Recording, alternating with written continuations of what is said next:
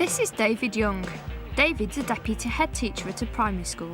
I've had a number of headship interviews, all of which have been unsuccessful. I'm hoping that maybe with a little advice I can actually find what's going wrong and improve on my technique. In order to identify David's weaknesses, we've set up a mock interview for a head teacher position. He'll be interviewed by this panel. Michelle Joyce is a primary head teacher. Diane Smith is an ex-head with 14 years governing experience. And Mel Woodcock spent 15 years as a secondary head teacher. The interview will be observed by Gladina McMahon, a life coach who'll help identify the areas David needs to work on. Come in, David. Hi, how do you do? Have a seat, please. Thank you. We're going to ask you to show us your presentation, and then we're going to do some follow-up questions on that. Okay? That's brilliant, yeah. Okay. And so it begins. Can you tell us a little bit about your background, your experience to date, and why you've applied for this particular role? Right. In that order, it's very hard, isn't it? Just take your time. Right. It's hard to talk about yourself, isn't it, in that sense. I entered teaching reasonably late, to be honest. I've only been teaching around about... Could you think of 5 qualities that you've got that are very strong that you could bring to our school?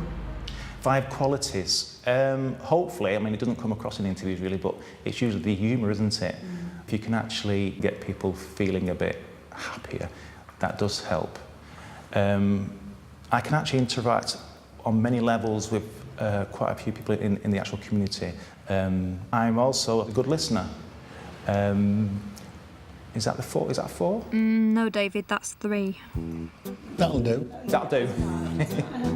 Can I ask you to reflect on an incident which you thought was quite pivotal in your development, which has led you to moving forward, both personally and professionally? Right. An incident that's helped me to become a better manager or dealing with them. That you've learnt from and it's taken you forward?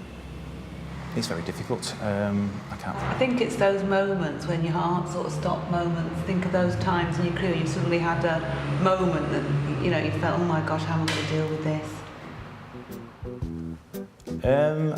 Yeah, probably. I mean, there's probably quite a few over the years, isn't there? But it's just picking the ones and taking it back. And it's, I mean, I can remember. I can't really think of the incident. Can we come back to that question? Yeah, you are. Yeah. Essentially, what will a school under your leadership be about? Our school will be a loving, caring school. And you'll feel it as soon as you walk through the door. I'm hoping that you would come in, as you walk through our school, you will be able to talk to children, you would feel relaxed, the children would look relaxed. You will not just see children work, you will feel them working. You say the school will be full of confident children and you can feel that. How will you do that? You have to give children empowerment, you have to give them, children have to be part of the process. A lot of schools these days have things like school councils where children are given a voice. Even though it was a short panel, I found it quite daunting and my mind went blank.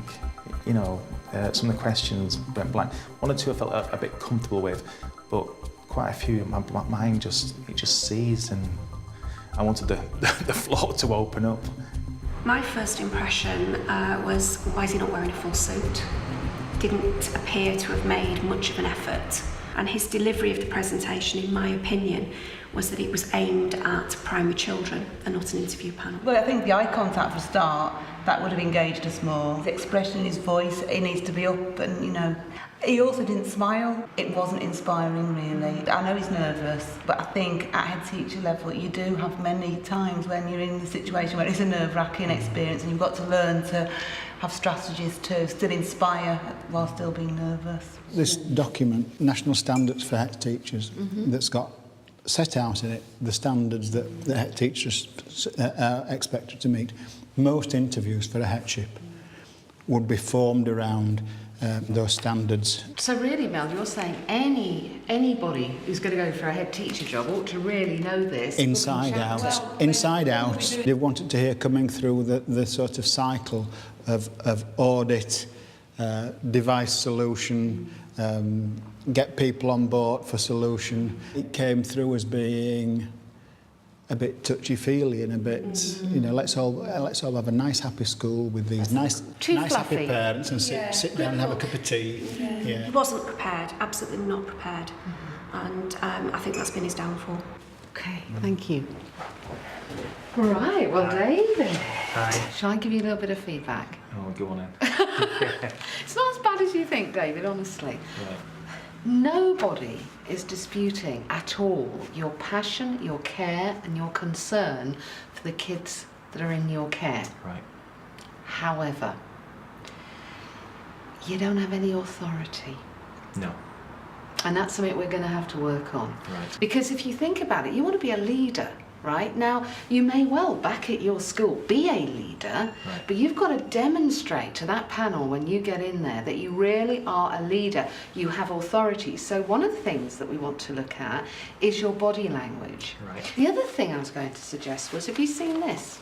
I've not used it, no. Okay, so I'm going to give that to Thank you you. now. I'm going to suggest that you learn that parrot fashion. Right. Because every question at headship level is going to link back into that. Every question you get asked, at the back of your mind think, which one of those standards is it going back to? And if under each of those you have a number of examples of how you can say, when this issue happened at the school, this is what we did. Yes. Then the question at the back of your mind is, which one of those does it link in with? So preparation and authority are David's shortcomings, and Gladina wants to knock him into shape. Hi David, lovely to see you again. Are you ready? Yes. Come on in then. With that in mind, they've come here to the theatre. Emma Stafford's an acting coach, and she'll be working with David this afternoon on those issues. What we're going to do is we're going to read through the script first of all, okay, so we'll go all the way through it and see how you get on, and then I'm going to give you some notes and some feedback. So in your own time, whenever you're ready. Have you been here before, love? It's okay, there's no need to be so nervous. Once we get going, you'll relax. Yeah. So what's it you're after? The full works or just a £5-pounder? Just a £5 please. Okay, pass me a hand. Let's have a look at your line before we get started. What can you see? What can you see? The script requires David's character to be confident, authoritative, aggressive and flirty. Well, I am hot stuff. There's more than one. What do you mean, more than one? You've got 5 marriage lines and no separations. I've seen it and I'm never ever wrong, never. You haven't seen anything, lady. You're already married twice and this is number 3. How can you see that in a hand? I'm a medium, that's my job. That's what you paid me for. It's illegal, you know. I'm going to call the police. You just can't do that. You're not going to call the police. If you do that, I'll come back and burn this shack down. You said there was fire around me. No, I didn't think so. Okay, not bad. There's a couple of things that I want to talk to you about that really sort of stand out. 2 main things, really. First of all is your eye line, okay? It's really important that you have your eye line to the other actor. If you've got eye contact with somebody whilst you're talking, you know, you come across as being more interesting and more confident, yeah, okay? The second thing was your delivery. Bit flat. Monotone delivery, yeah, okay? And that comes from putting some passion into what you're saying, okay? So having some self-belief about what it is that you're talking about. So what we're going to do is we're going to have a look at the script, and I'm going to sort of talk to you about how we break down the script. But this is to do with prep work, yeah? You know, so that script is what, you know, 1.5 minutes, 2 minutes maximum, yeah? But you could spend, you know, maybe a day or 2 days actually prepping for that and working on it, yeah? And then you come in, 2 minutes, you're in here with me, maybe 5 minutes, and then you're gone. That's it, you know? And what that does is your preparation gives you confidence. It's not hard to translate that advice into an interview situation, so David gets to work preparing each of his characters' lines, and 20 minutes later his performance is noticeably better. I see fire around you. Well, I am hot stuff. Ah. What is it? It's your love line, it's your marriage line. What about it? There's more than one. More than one? What are you on about, more than one? Well, there's 5. 5? Yeah, 5. What I want you to do is I want you to walk round, and as we're walking round, I'm going to shout out those words to you, okay, that we describe the character with. And I want you to start really feeling those words that I'm saying out to you and start to have a bit of belief that they belong to you, okay? So off you go. So confident. Confident. Ooh, say it louder. Confident. Brilliant, okay. Attention seeker. Attention seeker. Okay, keep going, head up, shoulders back. Flirty. Flirty.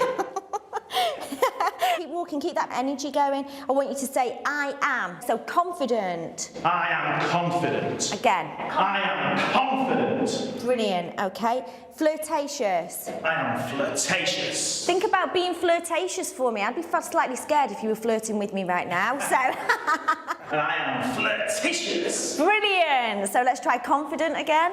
I am confident. Fantastic. So let's go back into it. So straight into it for me, okay? Oh, hello, love. Have you been here before? Oh, well, don't worry. There's nothing to be nervous about. Let's have your hand. What do you want? Do you want the full works or do you just want a £5? Just give us a £5. Okay. What is it? What can you see? Something odd. Odd? What do you mean, odd? As far as I'm concerned, it's a ring the police job. You can't go. You're around- not ringing the police. I've got protection, so don't try it on me. Don't talk about protection. You said I've got fire around me. I'll be back. I'll be back and I'll burn this shack down with you in it. I'm not doing this. I'm going. You can do it. Well done. So what do you think that's taught you that you can now take back for your next interview? I think one of the things that this morning I learnt was basically preparation and to get a feeling for the actual interview. Get myself psyched up, think about the job in hand, think about my answers, you know, and in a way, I presume, taking control of the interview. Because I've never done that before. It's always seemed that I'm just the person who's there to answer these questions. Well, I think you've hit the nail right on the head. When you say about taking control, it's actually about being present. And your presence really improved a lot doing that exercise. And your thing about preparation is spot on, because you know what the role's going to be. You've got data on it. You know the school. You can imagine the kinds of questions that you would be asked. And that's your preparation. Yes. And then you've got 3 or 4 different answers maybe for different kinds of questions so that you have got flexibility and you can put those over. And then the other thing is your presence when you were walking around, that from the minute you walk in, I mean, actually most of us, it's 6 seconds and you make an instant impression on someone. So if you think about that instant impression, when you walk in and you are confident, you've got the eye line, you've got the handshake, you sit down, that's authority. That's right. Working with somebody, a professional who knows how to bring it the best out of a person, I think has really helped me. I'm now ready to go into an interview knowing that I've got the ability to actually take that job.